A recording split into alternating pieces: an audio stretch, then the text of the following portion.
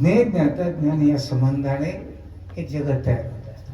पण याला बोलत असताना माऊली ज्ञानोबा म्हणतात हे ज्ञानाशिवाय कोणत्याच वस्तूने त्याचा संबंध होत नाही, म्हणून त्याला ज्ञेय म्हटलेले. तसा परमात्मा ज्ञेय स्वरूप नाहीये.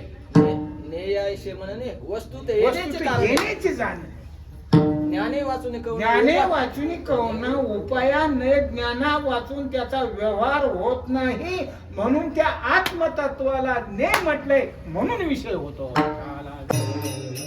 तुम्ही म्हणा काल्याचं कीर्तन आहे, काल्याला अभंग घेतलेला. आता कीर्तनकार काय करतो मला माहित नाही. तो किती गवळणी नाचतो, तो किती नाचतो.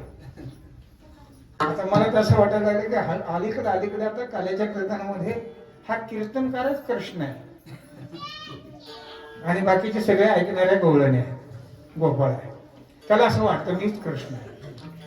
त्याला माहिती नाही मी ब्रह्म आहे म्हणून. कृष्ण नाते घेऊन आलेला तुला फसवायला. तैसा अमृतची मी किरटी परिवर्ती जे आदिष्टी जे कार्या लागी साकारपणे नटे मी कसं. अरे कृष्ण रूपाने नटून तुम्हाला असं बाह्य अंगाला नेहून जगाला जीवाला बाह्य अंगाला नेत असतो आणि अधिकारी पुरुषाला आनंद देत असतो.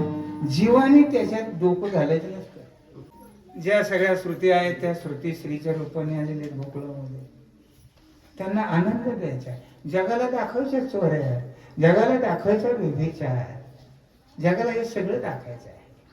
आणि आहे ते वेगळं, हे वेगळं आहे ते कळालं तर तुमचं गवळण होईल आणि गोपाळ होईल, नाही तर धिंगाणा होईल. विठा